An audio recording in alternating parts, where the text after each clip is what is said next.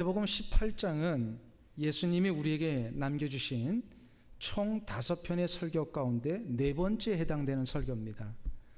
주님께서 이 4번째 설교를 우리에게 주시면서 앞으로 세워질 교회 공동체들이 붙들어야 할 원리들을 계속해서 가르쳐 주셨습니다. 이걸 우리가 넉주째 오늘 살펴보고 있는데요, 이미 넉주 전에 그 첫 번째 원리가 뭐냐면 1절부터 5절까지 우리가 살펴보면서 교회 공동체가 세워지게 될 때에 가장 먼저 우선적으로 중요하게 붙들어야 될 원리가 있다.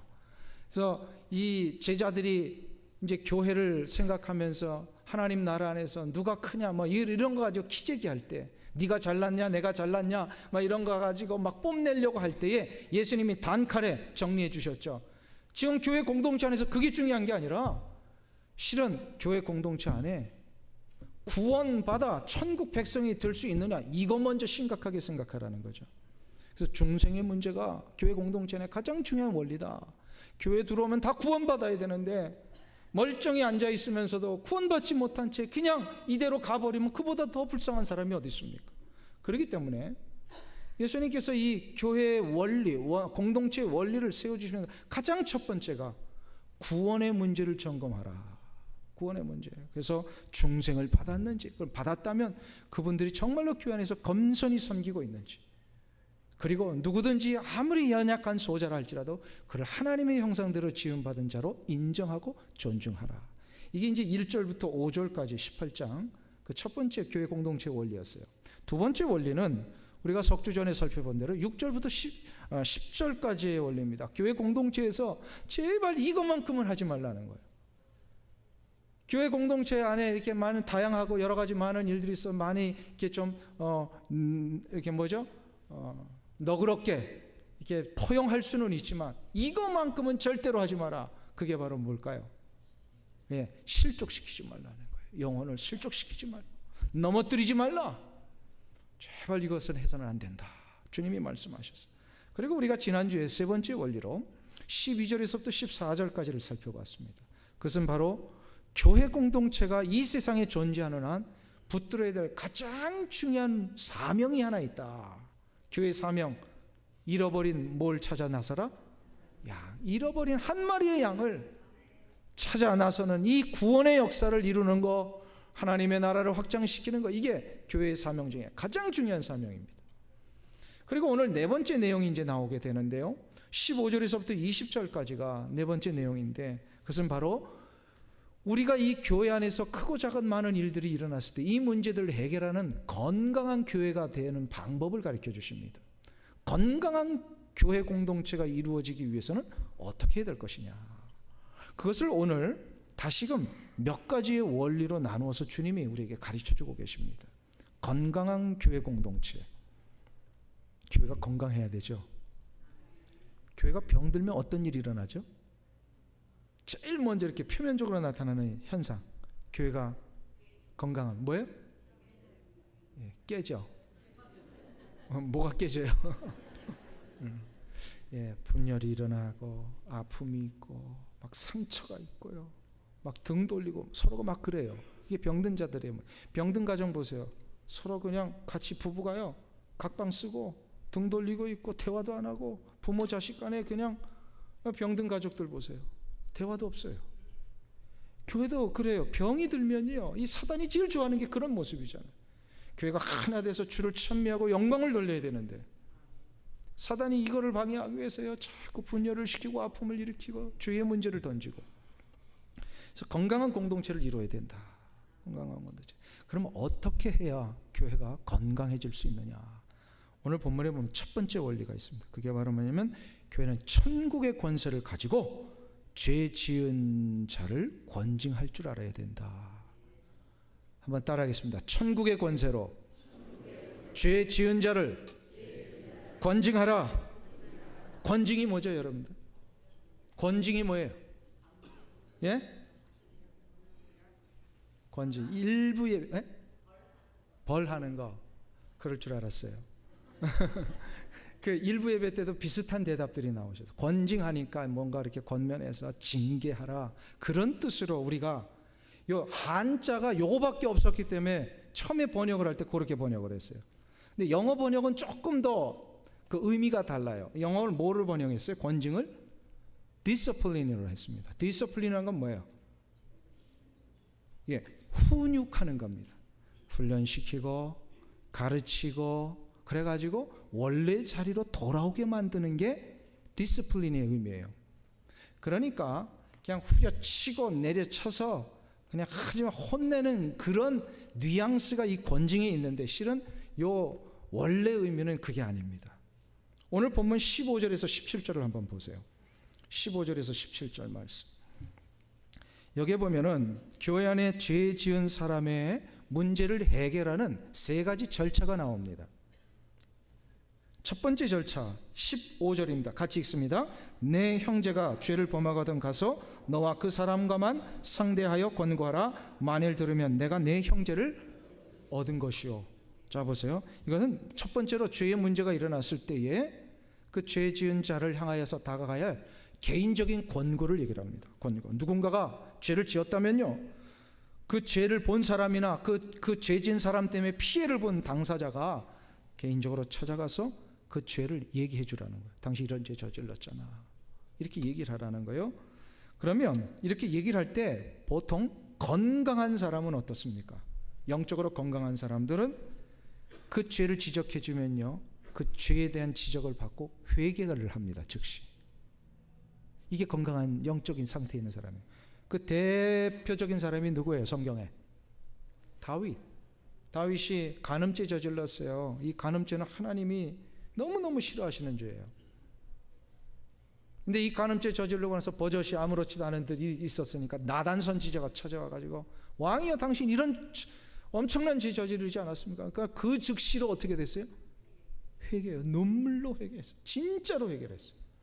침상이 다 젖도록. 베드로도 예수님의 십자가 앞에서 큰 죄를 하나 저질렀죠. 예수님을 어떻게 했어요? 부인할 뿐 정도가 아니라 저주까지 했어요. 나중에 보니까 예수님 저주를 했어요. 엄청난 죄입니다. 이거는 우리 같은 사람들은 이런 거 돌이킬 수도 없어요. 너무 큰 죄이기 때문에. 그런데 이 세 번째 예수님을 부인하고 마지막 세 번째 저주하고 나니까 닭이 울었어요. 닭이 울자마자 그가 깨달았어요. 아, 주님이 이 얘기 하셨는데. 예수님의 말씀이 생각나니까 그 즉시로 자기의 죄의 문제를 회개하며 통곡하며 하나님 앞에 잘못했다고 빌었어요. 건강한 사람들은요, 영적으로 특별히 건강한 사람들은 죄의 문제가 지적이 될 때에 그것을 받아들입니다. 그리고 회개하는 것이 건강한 자의 모습이에요. 그런데 영적으로 건강하지 못한 사람들 보면은 죄 지적이 있으면 어떻게 하죠? 기분 나빠합니다. 그 네가 뭔데 뭐 이러면서 얘기를 하죠. 그래가지고 안 들어요. 개인 권고를. 그러면 오늘 그렇게 안 듣는 사람을 향하여 두 번째 절차를 밟으라. 그게 바로 뭐죠? 두세 증인을 데리고 가서 그 죄 지은 자라 앞에서 증참하라 이란 말이에요. 증참이라는 것은 확증해 주라는 거예요. 나 혼자만의 생각이 아니라 지금 옆에 있는 사람도 그렇게 생각하고 있으니까 이 죄를 제대로 보고 회개하라고 이렇게 얘기하라는 거예요. 근데 여기서도 완악한 사람들은 어떻게 돼요? 안 받아들이죠. 그러면 세 번째 절차로 가는 겁니다. 오늘 본문에 보면 누구에게 알리라? 교회에게 알려서 교회의 권위자들로 하여금 그 죄 지은 자에게 가서 죄를 지적하도록 해야 된다라는 것입니다. 그런데 이 세 번째 절차도 듣지 않으면 어떻게 할까요? 오늘 예수님 뭐라고 하셨어요? 이방인과 세리와 같이 여기라. 이 마지막 말씀 때문에 우리가 이제 조금 이 본문을 오해해서 해석을 했어요. 세리와 이방인같이 여기라라고 하는 이 뉘앙스는 무슨 뉘앙스입니까? 내쳐버려라. 지금도 누가 내버려라 그러셨어요. 그 뜻이냐 이 말이에요. 지금 그 뜻이 보니까 이제 제가 앞으로 설명하는 그 모든 것을 다 종합해서 들어보세요. 그 뜻이 아닙니다. 그 뜻이 아니에요. 그렇다면 왜 주님은 이토록 번거로운 절차를 우리에게 말씀하고 계시는 것일까 이 말입니다.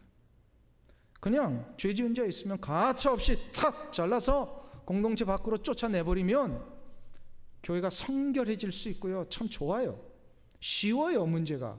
그런데 주님은 그렇게 하지 아니하시고 개인적으로 찾아가고 두세 사람이 찾아가고 교회 대표가 찾아가고 이러면서 계속해서 이 문제를 절차를 밟게 하시고 나중에는 세리와 이방인처럼 여겨라 라고까지 하시는 이 말씀의 의도가 무엇일까? 그것은 교회 공동체 안에서 죄 지은 그 사람도 어떻게든 기다리고 기회를 줘서 구원하시기 위함이라는 거예요. 구원하시기 위함이에요. 여기서 이제 우리가 죄의 문제를 접근하는 근본적인 원리를 하나 발견합니다. 여기서 세리와 이방인같이 여기라라고 하는 것은 아직 저들이 구원의 반열에 들어오지 못한 자라는 것을 인정하라는 거예요. 무슨 얘기인지 아세요? 세리와 이방인. 근데 예수님이 구원받지 못한 세리와 이방인들을 어떻게 대하셨어요? 예수님이 끝까지 기다리시고 기회를 주셔서 저들을 어떻게든 구원의 자리로 이끌어내시고야 마셨잖아요. 믿습니까? 그러니까 이방인과 세리와 같이 여기라라는 것은 내버려라 그 뜻이에요? 아니죠. 뭐예요? 끝까지 인정하라는 거예요. 아직 구원의 자리에 못 들어온 불쌍한 사람이에요. 그러니까 끝까지 기다려서 저들을 구원의 자리로 인도해내라. 바로 뭘까요? 이게 사랑입니다. 사랑의 원리예요. 우리는 죄의 문제를 접근하는 근본적인 원리를 분명히 알아야 합니다. 그게 바로 사랑이에요. 사랑이 전제될 때만이 교회의 다스림과 권징이 권위를 가질 수가 있습니다. 이런 차원에서 이 본문을 다시 보니까 오늘 15절에서 20절을 보니까 이 본문은 죄인을 배제시키고 축출하시라는 그런 말씀이 아니라 어떻게든 죄인을 구원해내서 거룩한 교회 공동체 일원이 되게 하시라는 우리 주님의 그 사랑의 가르침이셨어요. 아멘. 그런 의미에서 교회 공동체 안에서 죄를 처리하는 문제는 저는 암수술, 영적인 암수술을 하는 것과 같다라는 생각을 해보았습니다. 영적인 암수술. 암을 수술하는 의사를 한번 생각해 보십시오. 그 암 수술하는 의사가 수술하기 전에 가장 먼저 준비해야 될 게 뭐라고 생각하십니까? 암 수술하는 의사가 뭘 제일 먼저 준비를 해야 될까요? 바로 환자를 진단하기 전에 그 환자를 대하는 자기 자신의 마음의 자세를 준비해야 되는 거예요. 뭐요? 어떤 거? 환자를 살려내고야 말겠다라는 거예요. 수술하는 의사가 그 환자를 살려내겠다는 이 마음의 자세가 준비되지 않으면 아무렇게나 할 거예요. 아마 보세요. 별로 준비도 안 하고요. 대충 할 거예요. 그럼 어떻게 되죠? 그 암 환자 죽습니다. 이것이 교회 안에서 죄를 지은 자, 곧 영적인 암덩어리를 안고 있는 자를 처리하는 문제예요. 처리하는 원리하고 똑같아요. 자신의 마음가짐이 준비되지 않으면 환자를 죽이게 돼 있어요. 주님은 원하시는 게 뭐예요? 살려내시는 거잖아요. 그러니까 우리가 이 환자를 살려내겠다라는 의지가 준비된데 그게 바로 뭐냐면 사랑이에요. 사랑이 아니면 이거 안 돼요. 오래전에 한국에서 제가 교회를 섬길 때 일입니다. 벌써 한 20여 년 전의 일이죠. 그 교인 중에 젊은 의사 선생님이 계셨어요. 이 젊은 의사 선생님이 제가 아무리 봐도 이분은 예수 믿는 사람 같지가 않아요. 세례도 일단 안 받았고요. 또 교회를 나오는 게 그 부인 때문에 따라와 주는 거예요. 그냥 그 예배를 드리는 모습 보면 대충 이렇게 분위기가 있잖아요. 근데 전혀 예배를 안 드리고 딴청하고 있고요. 그냥 부인 때문에 옆에 앉아져 있는 이런 분이에요. 그런데 이분을 제가 개인적으로 한번 교회 바깥에서 만날 기회가 있었어요. 그래서 이분하고 대화를 하다 보니까 이분이 자신의 의사직에 대한 아주 철저한 한 가지 기준이 있으셨더라고요. 수술 전에는 절대로 사람을 만나지 않으신다고 합니다. 그 이유를 물어보았더니 사람을 만나면 굉장히 생각이 복잡해진대요. 특별히 수술 전에 사람 만나면, 그 전날 같은 때 막 생각이 복잡해지고, 또 사람들을 만나다 보면은 어울리게 되고, 어울리다 보면은 그분 예수 안 믿은 분이니까 술을 좋아하는 분이, 또 이 원래 이렇게 수술하는 의사 선생님들이 술 많이 드신다며요. 이분도 술을 그렇게 많이 먹고 이렇게 그러시는 분이에요. 그래서 수술 전에 이 사람 어울리다 보면은 술을 먹게 되고, 술을 먹다 보면은 그냥 막 폭음을 하게 되고, 이렇게 되면은요, 다음 날 증상이 나타나는데 손가락에서 힘이 달라진대요.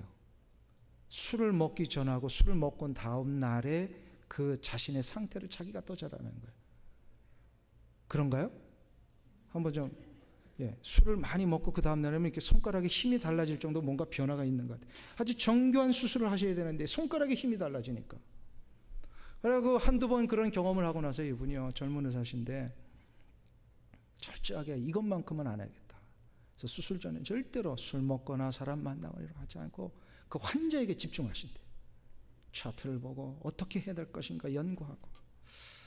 제가 이분의 이야기를 기억하면서 그때 당시에 그런 것 같아요. 예수 믿는 분은 아니었지만 참 훌륭한 의사 선생님이셨다라는 생각을 해봤었어요. 교회 공동체 안에서 죄에 빠져 있는 자를 대하는 문제도 저는 마찬가지라고 생각합니다.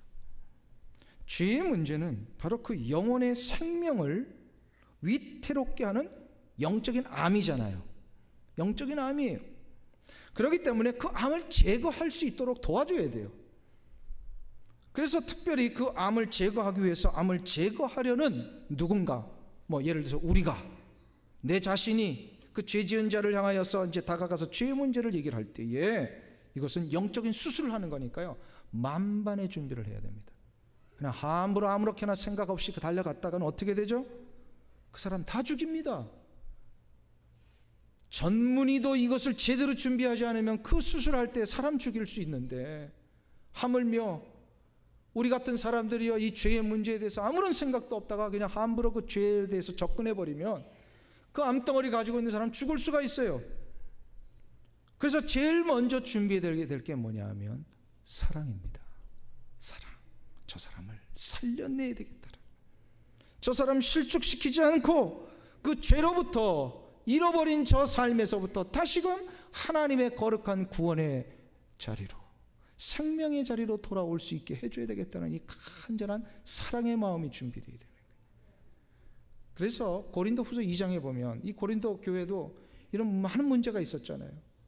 얼마나 많은 문제가 있었는지 책망을 다했어요. 사도 바울이 분열하고 죄를 짓고 우상 숭배, 간음죄, 막 이렇게 막 소문내고 이간질하고 엄청난 죄들이 있었어요. 답답해가지고 막 책망을 하는데도 저들이 이 해결이 안 되니까 저들이 어디로 끌고 가요, 이 문제를? 교회가 문제가 일어나면 요즘 제일 많이 하는 게 뭐예요? 법정으로, 세상 법정으로 데려가죠. 이 고린도 교회도 그랬어요. 문제가 일어나니까 세상 법정. 그래서 막 너무 창피하다고. 그 뉘앙스가 그거예요. 도대체 교회 안에서 이 권위를 가지고 이 문제를 해결해야지 어떻게 세상 사람들 앞에 이 문제를 가지고 가느냐. 그러면서 책망을 하면서도 고린도 후서 2장에 보면 사도 바울이 이런 얘기를 합니다. 벌을 주되 사랑을 나타내라. 그 얘기를 하세요. 사랑을 나타내라.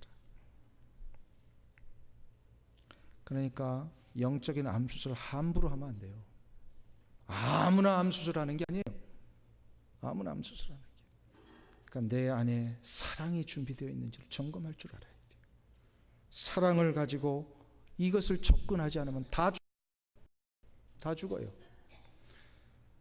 그렇기 때문에 내 안에 이 사랑이 준비되어야 되는데, 그럼 어떻게 준비합니까, 여러분들? 도대체 사랑은 안 되고 자꾸 지적만 하고 싶으면 어떻게 돼요? 스탑하고요, 기도해야 돼요. 내 마음의 자세가 준비되기를 위해서 기도해야 돼요. 하나님, 저 영적인 암덩어리를 가지고 있는 대상을 다가가기 전에 내가 사랑의 마음으로 다가갈 수 있도록 이 사랑이 준비되게 하옵소서. 그래서 그 사랑을 준비하게 해달라고 기도를 해요. 그렇게 되면 분명히 주께서 역사하십니다. 그때 이제 다가가야 되는데 다가가기 전에 한 가지 기도를 더 해야 돼요. 그게 바로 뭐냐면 내가 영적 수술을 해야 할 그 대상자가 이 죄의 문제 앞에 스스로 자기의 죄를 볼 수 있게 해달라. 우리가 아무리 지적한다고 죄를 보는 게 아니에요. 그렇기 때문에 성령님께서 그 생명의 빛을 그에게 비춰주셔야 돼요. 그때 죄를 볼 수가 있어요. 죄를 보면 어떻게 되죠? 성령님께서 치료까지 하십니다. 치료의 강선을 발하셔서 영적인 암덩어리들을 떼어낼 수 있는 능력을 발휘하십니다. 그때 우리가 가서 얘기하면 그 사람 회개하고 돌아오게 돼 있어요. 그렇기 때문에 이런 기도하고 나갈 때만이 영적인 암수술을 하는 것이고요. 그렇기 때문에 우리가 무슨 수술을 하는 게 아니라 성령님이 하시는 일에 우리는 도구로 쓰임받는 겁니다. 아멘. 이것이 교회 공동체에서 해야 할 아주 중요한 원리입니다. 그래서 죄의 문제는 가만 놔두면 안 되잖아요. 수술을 하되 어떻게 하라? 영적인 암 수술하는 것 같이 하라. 천국의 권세를 가지고 죄의 문제를 분명히 가르쳐줘야 됩니다. 두 번째로, 그러면 교회가 건강한 공동체가 되기 위해서는 어떻게 되는가? 모두가 주님께서 교회에 허락하신 이 권위에 순종할 줄 알아야 됩니다. 한번 따라하겠습니다. 교회의 권위에 순종하라. 오늘 18절을 보겠습니다. 18절 말씀 같이 한 목소리 읽습니다. 진실로 너희에게 이르노니 무엇이든지 너희가 땅에서 매면 하늘에서도 매일 것이요 무엇이든지 땅에서 풀면 하늘에서도 풀리리라. 아멘. 이 말씀 한번 전에 나왔었죠. 어디서 나왔죠? 마태복음 16장 19절에서 주님이 이 반석에 내 교회를 세우겠다 그렇게 말씀하신 다음에 교회를 세우신 다음에 내가 천국의 열쇠를 주겠다 교회 위에. 그러면서 천국이 땅에서 매면 천국에서도 매이고 땅에서 풀면 천국에서도 풀리리라. 우리 16장 19절을 한번 보세요. 마태복음 16장 19절.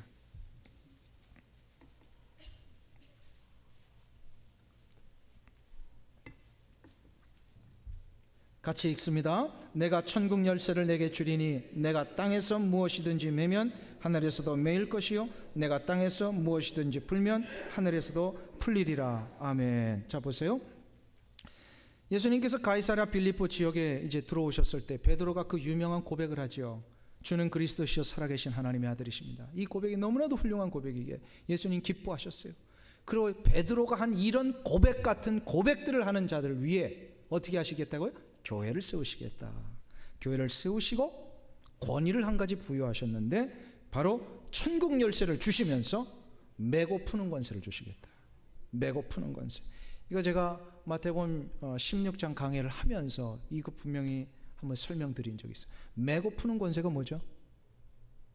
뭘 매는 거예요? 헬라어로 매다라고 하는 것은 데오라고 하는 헬라어를 썼어요. 이거는 교회가 금지하는 권세를 얘기를 합니다. 교회가 반드시 이거는 스탑시켜야 된다는 거예요.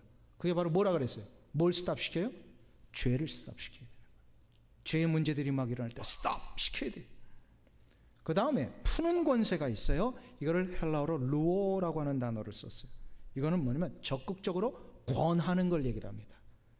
분명히 하지 못하게 해야 될 게 있고요, 적극적으로 하게 해야 될 게 있다는 거예요. 교회는 이 두 가지를 교회가 천국의 권세를 부여받은 자답게 이거를 하라 하는 거예요. 그러면 뭘 금할까요? 아까 말씀드렸죠? 죄를 금하는 거예요. 죄를 금하는 거예요. 매는 권세는 죄를 이렇게 묶어버린다 그런 뜻이에요. 매다 이거죠. 사단 마귀가 우리를 조정해서 우리로 하여금 죄를 짓게 만드는 그 모든 현상들을 다 묶어서 죄 짓지 못하게 만드는 거예요. 이게 이제 매는 권세예요. 그런데 그거를 오늘 18장에 와서 보니까 15절부터 17절까지 구체적으로 설명을 하신 거예요. 매는 권세는 바로 이거다. 죄를 매라. 죄를 금지시켜라. 그리고 푸는 권세는 오늘 19절부터 20절까지 나오는 거예요. 적극적으로 교회가 해야 됩니다. 그게 바로 뭐냐면 교회 공동체 안으로 아직 못 들어온 자들, 그러니까 죄를 지적해주고 죄로부터 돌아오기를 권면을 했는데도, 개인적으로 두세 사람이 교회 권위자들이 가서 했는데도 아직도 돌아오지 않는 이방인과 세리와 같은 자들, 이런 자들을 어떻게 하라는 거예요? 돌아오게 하기 위한 마지막 푸는 권세가 합심하여 기도하라는 거예요. 기도예요, 기도. 푸는 권세는 기도입니다. 믿습니까? 지금 이 두 가지 일을 교회가 부여받은 권세라는 거예요. 교회가 이 땅에서 죄를 금하여 그 영혼이 돌아오게 하는 일을 하면 하늘에 계신 하나님께서 그 죄를 용서하시겠다는 거예요. 아멘. 이 땅에서 교회가 영혼이 돌아오기를 위해 기도하면 하나님께서 하늘에서 그 영혼이 돌아올 수 있도록 역사하시겠다는 거예요. 이게 매고 푸는 권세예요. 이만큼 교회가 천국의 열쇠를 부여받은 권위 있는 기관입니다. 그러니까 이거를 18절에서 앞에 매는 권세, 그리고 뒤에 푸는 권세를 중간에서 18절에서 다시금 강조하시는 거예요. 예수님이 왜 그러셨을까요? 이거를 16장에서도 말씀하시고 18장에서도 왜 이야기하셨을까요? 그만큼 중요하다는 것이고요, 이 권세 앞에 다 순종하라는 거예요. 권세 앞에 순종해야 됩니다. 주님은 우리 교회에 이 권세를 부여해 주신 줄로 믿습니다. 한 나라에 파송되어 온 대사를 존중하는 방법은 뭐죠? 그 한 나라에 파송되어 온 대사를 존중하는 건요, 그 대사를 파송한 대통령과 그 나라를 존중하는 거예요. 아시겠어요? 교회가 예수님께서 천국의 일들을 대신 하라고 이 땅에 세워주신 기관입니다. 그러니까 교회의 권위 앞에 순종하는 것이 곧 하늘에 계신 하나님 앞에 순종하는 거예요. 아멘. 그래서 만일에 교회가 누군가를 권면하고 죄에 대하여 지적한다면 어떻게 하라는 거예요? 들으라는 거예요. 근데 이 시대에 교회가 그렇게 하면 들을 사람이 있다 없다? 들을 사람이 있다 없다? 우리 교회 빼고. 교회가 그런 얘기를 하면은 많은 이 시대의 교회들이요, 뭔지 아세요? 교회가 여기뿐이냐, 훌쩍훌쩍 다 떠나버리잖아요. 훌쩍훌쩍 떠나버려요. 지금 한국 교회의 문제가 여기에 있습니다. 이 권징이 사라진 거예요. 권징이 사라졌어요. 권징이 사라지니까 어떻게 돼요? 여기서 조금 문제가 일어나서 권징을 받을 만하면 다른 교회 가면 어서 오시옵소서 그러잖아요. 그러니까 권징이 없어진 거예요.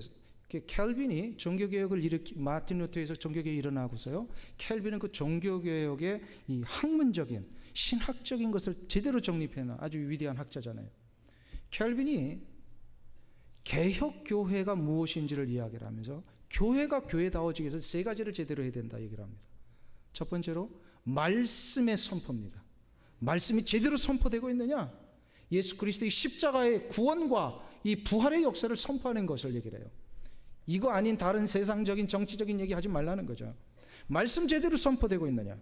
두 번째로 성례가 제대로 집행되고 있느냐. 성례가 뭔지 아세요? 세례식과 성찬식입니다. 예수 그리스도를 나의 구주로 영접한 자들은 세례를 받게 되어 있고요, 또 성찬식에 참여하게 돼요. 이거를 제대로 해야만 교회가 제대로 이루어져요. 그나마 지금 개혁교회들이 첫 번째 말씀 선포와 성례 집행은 그래도 하고 있는 것 같아요. 근데 이 세 번째를 못하고 있는 거예요. 그 세 번째 교회가 교회다움의 표지가 뭐냐면요, 권징의 시행입니다. 켈빈이 이미 500년 전에 이 얘기를 했어요. 개혁교회가 캐톨릭으로부터 나와서 제대로 교회의 다움을 이루어가기 위해서는요, 권징이 이루어져야 된다. 캐톨릭이 권징 안 했거든요. 죄의 문제를 지적하잖아요. 다 자기들이 더 죄를 많이 짓고 있었으니까. 그래서 이 죄의 문제에 대해서 정확하게 진단할 줄 알아야 된다는 거예요, 교회가.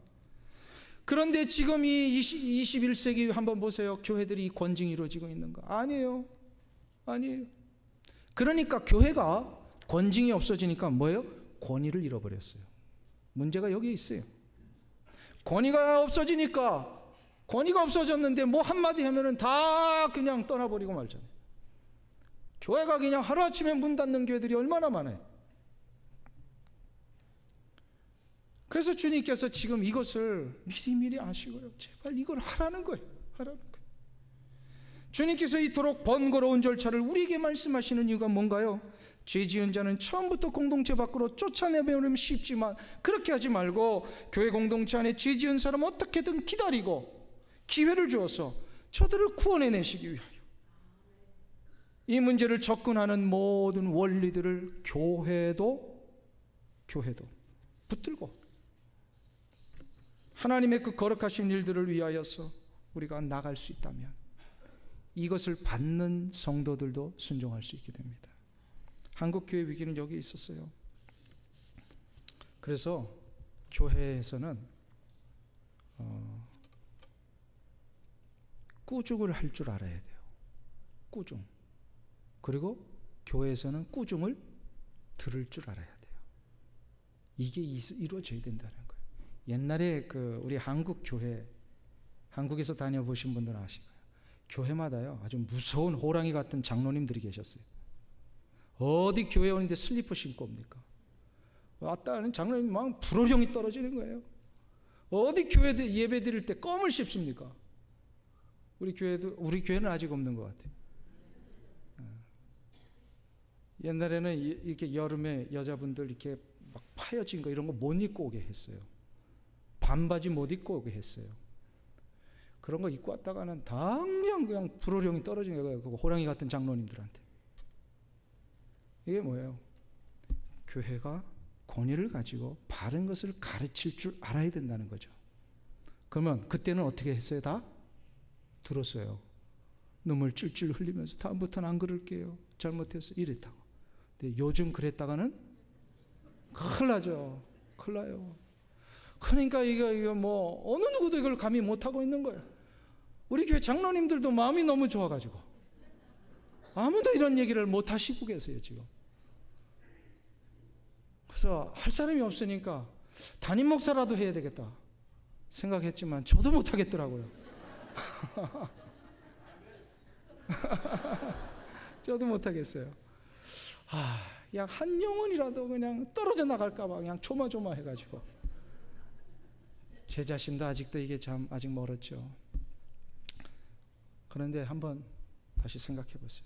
교회가 교회다워지기 위해서는 그 가정이 건강한 가정은요 훈육이 있습니다. 아버지가 엄하게 아이들 나무랄 땐 나무래야 돼요. 마찬가지로 교회 안에 하나님이 세우신 권위자들에 의하여 이런 일들이 디서플린 될 때에 그것을 할 수 있는 자가 있어야 되고 그런 것이 이루어질 때 그것을 받아들이는 자가 있다면 그 교회는 건강한 자이죠. 건강한 교회. 우리 교회가 그렇게 되기를 소원합니다. 아멘. 장로님들 앞으로 좀 디서플린 해주세요. 딱 서서 가지고. 마지막 하나만 더 살펴볼까요? 건강한 교회 공동체를 이루기 위해서는 바로 오늘 본문 19절 20절에 나오는 적극적으로 푸는 권세를 행사해야 된다. 푸는 권세가 뭐라고요? 기도입니다. 기도를 할 때 공동체를 위해서는요 개인 기도도 중요하지만 합심해서 기도하라는 거예요. 한번 따라하겠습니다. 합심하여 기도하라. 오늘 19절 20절을 그런 차원에서 다시 한번 보기를 원합니다. 19절 20절 같이 한 목소리 읽습니다. 진실로 다시 너희에게 이르노니 너희 중에 두 사람이 땅에서 합심하여 무엇이든지 구하면 하늘에 계신 내 아버지께서 저희를 위하여 이루게 하시리라. 두세 사람이 내 이름으로 모인 곳에는 나도 그들 중에 있느니라. 아멘. 방금 전에 언급해 드렸듯이 이 합심의 기도는 죄의 지적을 했는데도 듣지 않는 자들을 위해 할 마지막 교회의 행위예요. 개인적으로 찾아가서 권면했는데도 안 듣고 두세 사람이 찾아갔는데도 죄에 대해서 돌이키지 않고 교회 권위자들이 찾아갔는데도 되지 않는다. 이럴 때는 어떻게 하라는 거예요? 이방인처럼 여기라. 이방인처럼 여기기 위해서는 어떻게 해야 돼요? 세리처럼 여기서 저들이 돌아오길 위해서 모여서 같이 기도하라는 거예요. 합심 기도하라는 거예요. 오늘 본문에 보니까 너희 중에 두 사람이 땅에서 합심하여 무엇이든지 구하며 하늘에 계신 아버지께서 저희를 위하여 어떻게 하신다고요? 이루시리라. 할렐루야. 합심하여 기도하는 것을. 왜 합심 기도가 중요할까요? 왜 두 사람이 이상이 모여서 기도하라고 하셨을까요? 이 부분에 대해서 미국에서 이 기도 사역을 많이 하시는 캐틀린 쿨만이라고 하는 이 기도 사역하시는 목사님이요, 이런 얘기 있어요. 합심 기도는 장작불을 피우는 것과 동일하다. 장작불 피워보셨죠? 그냥 장작대기 하나 가지고 불 피우면요, 이렇게 조금 피우다가 금방 사그라져요. 근데 장작을 여러 개 모아놓고 피우기를 시작하는 순간부터 장작이 활활 타오릅니다. 기도의 능력이 여기 있다는 거예요. 혼자 하다 보면 지쳐서 그냥 관둬요. 같이 기도해야 돼요. 힘을. 근데 그게 영적으로 하나됨이라는 거예요. 아멘. 교회가 교회 사명 감당하고 교회 공동체가 건강해지기 위해서는요, 이 합심의 기도가 이루어질 줄 믿습니다. 기도하면서 마음이 하나 되는 거예요. 그래서 기도하는 교회는 건강한 교회예요. 이 기도하는 일에 동참하는 그 성도는요, 영적으로 회복되게 돼 있어요. 초대교회도 이런 일들이 얼마나 많았습니까? 사도행전 12장에 보면 큰 위기가 왔어요. 초대교회가 아주 위대한 지도자였던 사도 베드로가 그만 복음 전하다가 감옥에 갇혔잖아요. 감옥에 갇혔는데 어느 날 밤중에 누가 툭툭 쳐요. 일어나 보니까 천사가 옆구리를 치는 거예요. 하나님이 천사를 보내셨어요. 그래가지고 베드로를 이끌어내서 이제 성도들이 있는 곳으로 왔어요. 알고 봤더니 성도들이요, 마가 요한의 어머니 다락방에서 기도를 하고 있었어요. 그래서 이렇게 막 알아보니까요, 천사가 옆구리를 툭툭 치면서 베드로를 이끌어낸 그 시간에 마가 요한 다락방에서 성도들이 합심 기도를 하고 있었어요. 베드로를 위해서. 하나님 저를 구원해 주옵소서. 아멘. 바울과 실라가 감옥에 갇혔을 때에 그들이 감옥에서 뭘 했어요? 밤을 새워서 찬송과 기도를 했어요. 두 사람이 합심해서 기도하니까 옥문이 열렸어요. 할렐루야. 합심하여 기도하는 곳에 하나님이 함께 하시고, 하나님이 함께 하시면 죄의 사슬에 매였던 자들이 해방을 받고, 사단 마귀의 공격 때문에 낙심과 절망 가운데 갇혀 있는 자들이 다시금 소망과 기쁨을 얻게 되어 있습니다. 이게 기도의 능력이며 이게 합심 기도에 하나님이 보장하신 약속입니다. 두세 사람이 모인 곳에 내가 그들 가운데 있겠노라. 평양과기대에서 영어 교수로 봉직하셨던 임다니엘 선교사님이란 분이 계세요. 이분이 2013년도에 있었는데요, 2013년도 4월에 북한에서 어떤 일이 있었죠? 전쟁을 막 이렇게 선동하고요, 막 금방 전쟁이라도 일으킬 것처럼 김정은이가 등극돼서 이제 그 정권을 뭐 견고하려고요, 북한 사회를 이렇게 딱 결집시키려고 그런 일을 벌였잖아요.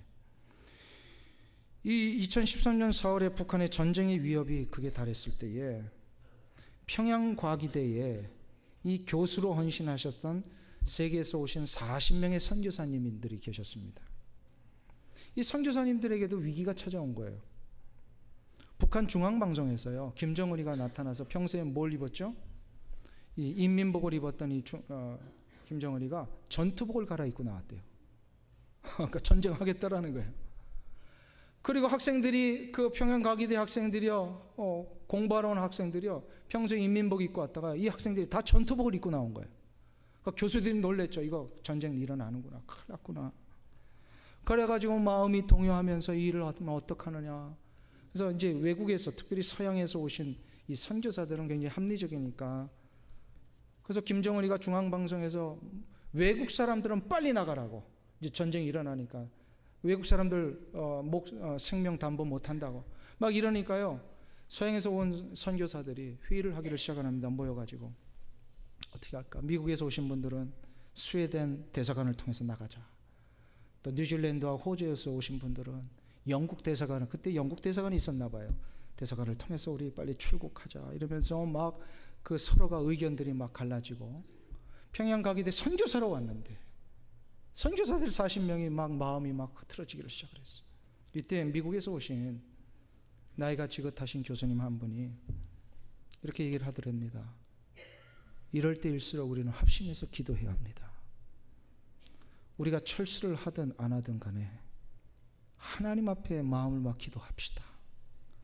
기도할 때 우리 공식 언어인 영어로 하지 말고 각자의 모국어로 합시다. 사람이 급해지면 영어가 돼요, 안 돼요? 안 되잖아요. 그래가지고 프랑스에서 오신 선교사님은 프랑스어로, 독일에서 오신 분은 독일어로, 영국에서 오신 분은 영어로, 그래서 한국 선교사님들은 또 한국어로 그냥 합심해서 기도를 했어요. 근데 기도의 응답의 첫 응답의 증거가 뭐예요, 여러분들? 마음에 뭐가 와요? 평안이 와요. 40명이 손잡고 기도를 하는데 평강이 그날 왔어요. 다음 날 믿기지 않는 기적이 일어났어요. 김정은이가 언제 그랬냐는 듯이 중앙방송에 인민복을 다시 갈아입고 나타났어요. 전투복 벗어버리고. 그리고 전쟁에 대한 언급이 하나도 없고 인민이 뭐 잘 사는 얘기 뭐 이런 얘기하면서 중앙방송에 나와드리는 거예요. 전쟁의 위협이 한순간에 없어졌습니다. 합심 기도에 하나님이 응답하신 겁니다. 두세 사람이 모인 곳에 하나님이 함께 하신 40명이 모여서 한 마음으로 기도했는데 우리가 합심 기도하면 하나님은 놀랍게 역사하십니다. 야고보서에 보면 야고보서 기자가 이렇게 얘기를 합니다. 너희 중에 병든 자가 있느냐? 그는 교회 장로들을 청할 것이요 그들은 주의 이름으로 기름을 바르며 그를 위하여 기도할지니라. 믿음의 기도는 병든 자를 구원하리니 주께서 그를 일으키시리라. 혹시 죄를 범하였을지라도 사하심을 받으리라. 그러므로 너희 죄를 서로 고백하며 병이 낫기를 위하여 서로 기도하라. 의인의 간구는 역사하는 힘이 큼이니라. 아멘. 믿습니까? 합심의 기도는 죄의 문제를 해결하고 죄 때문에 갇혀있는 우리의 삶을 해방시키고, 합심 기도는 하나님이 우리의 삶의 현장을 다시금 놀라운 생명의 현장으로 바꿔주실 것입니다. 혹시 가정에서 여러 어려움들이 있으십니까? 부부가 먼저 손잡고 기도를 시작하세요. 그 가정에 역사하실 겁니다. 일터에 땀 흘려 일하는 곳에 오너 대신 사장님 대신 우리 성도님들만 혼자 기도하지 마시고요. 일터에서 종업원들에게 같이 기도 좀 해주십시오. 부탁하세요. 그런 거 부탁하는 거는요, 디스크리미네이션에 걸리지 않습니다. 괜찮아요. 부탁하세요. 이 회사를 위하여 마음을 모아달라는 거잖아요. 그건 오너가 할 수 있는 정말 정당한 모습이에요. 그래서 그 기도를 하면요, 하나님이 그 회사의 현장에 임하세요. 임하세요. 역사하세요. 풀어주셔요. 이것을 믿고 구하는 자. 그래서 주님이 오늘 20절에서 다시 한번 말씀하시잖아요.